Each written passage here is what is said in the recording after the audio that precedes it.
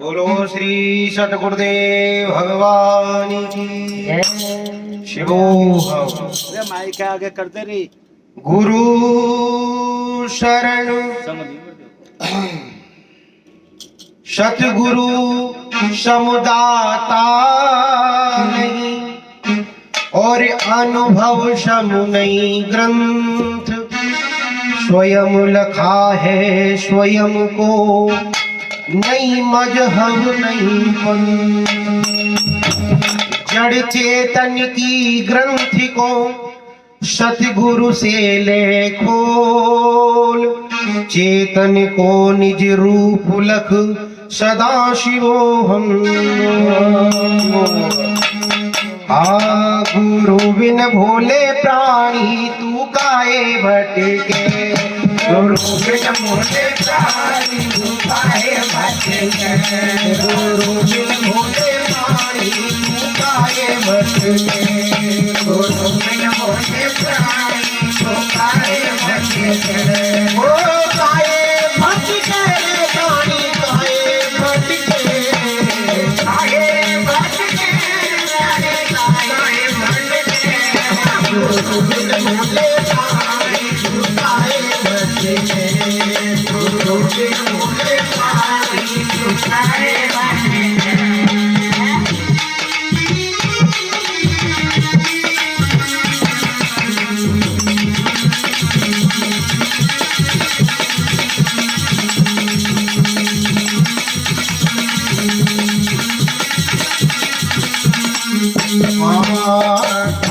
और पाखंड में दूजो जीवन की नैया तोरी अटके गुरु बिन भोले प्राणी तू काहे भटके गुरु बिन भोले प्राणी तू काहे भटके कभी नहावे गंगा जमुना तीन तिलक माथे पे कभी नहावे गंगा जमुना तीन तिलक माथे पे ढोंग और पाखंड में दूजो जीवन की नैया तेरी गुरु बिन भोले प्राणी तू काहे भटके गुरु बिन भोले प्राणी तू काहे भटके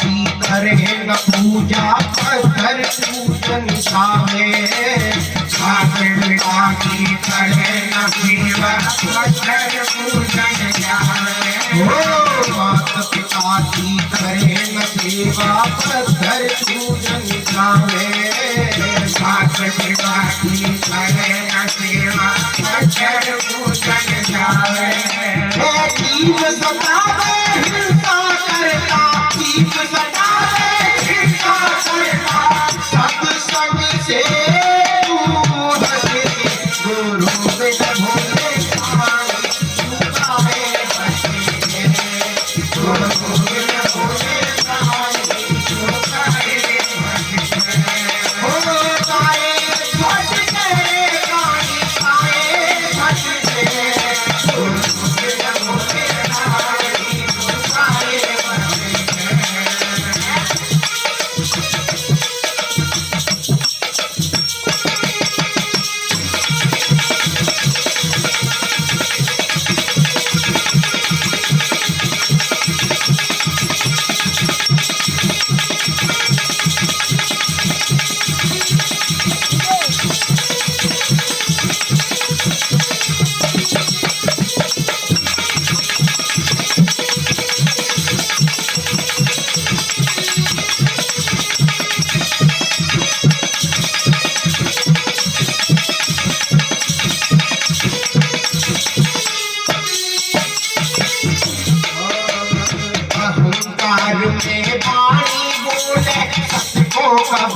न जाने, सचको कभी न जाने।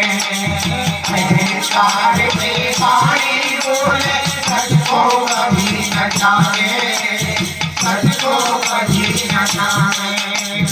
एक मच्छर कभी नहीं खोले,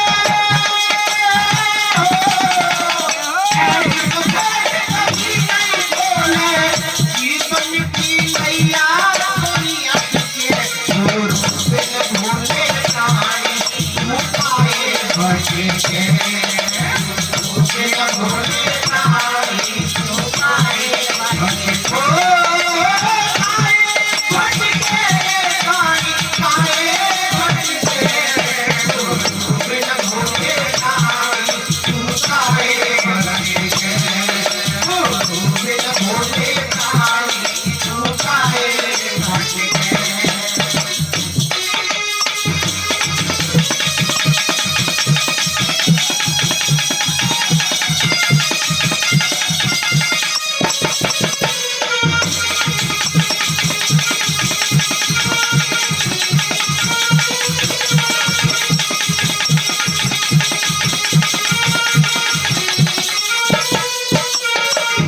तो संतों ने बताया गुरु बिन भूले प्राणी तू काहे भटके। देखिए भजन तो हम लोग सदा सुनते हैं और सुनते आए हैं, उसका अर्थ पर भजन का अर्थ हमारे जीवन में उतर आए, भजन का अर्थ कैसे समझ में आए, जब तक एक एक कड़ी पर आप मनन ना करें, एक एक कड़ी पर आप चिंतन ना करें।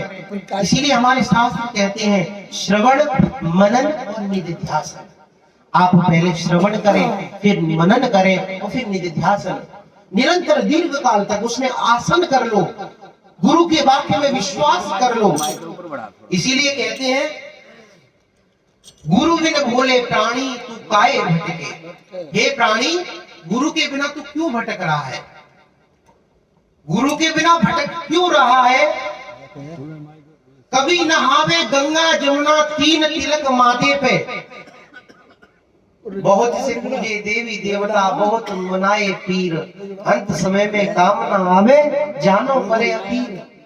इसीलिए बहुत से कभी नहावे गंगा जमुना, तीन तिलक माथे पे, और ढोंग और पाखंड में जूझो, जीवन की नैया थोड़ी अटके।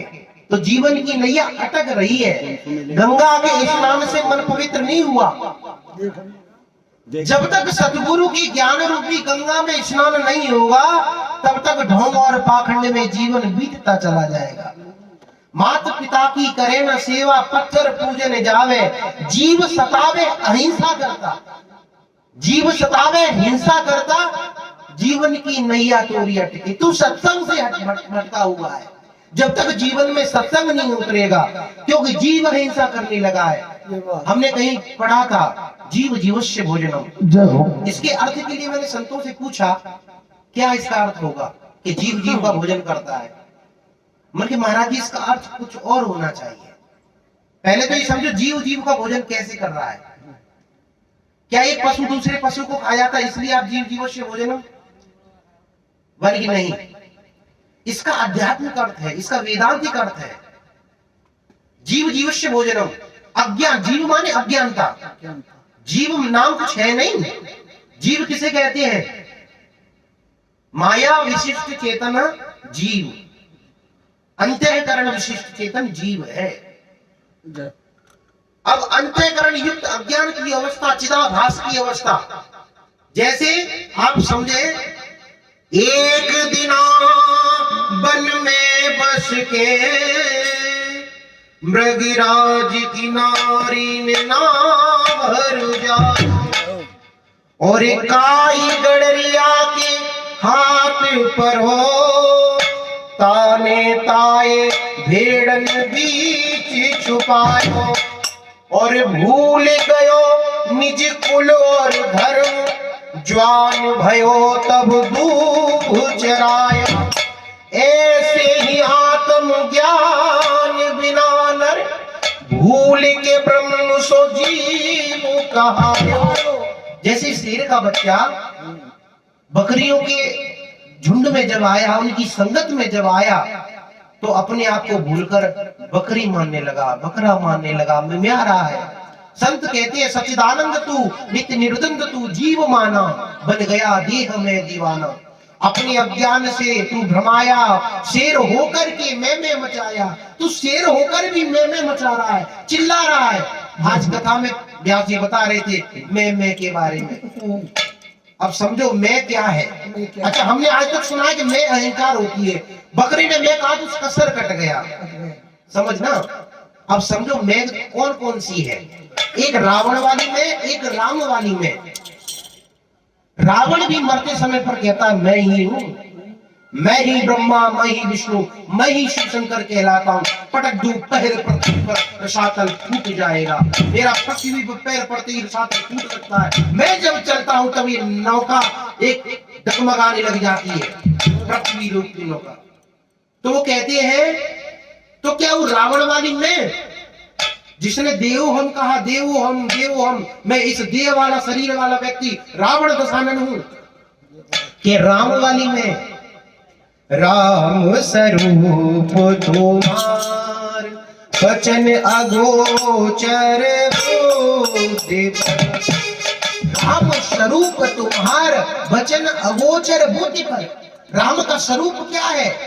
सच्चा मैं। राम की मैं कैसी है? अरे मैं के आगे मैं खड़ी और मैं नहीं देह दिखाई। जब मैं ये आगे से हटे तब वह मैं दर्शाए।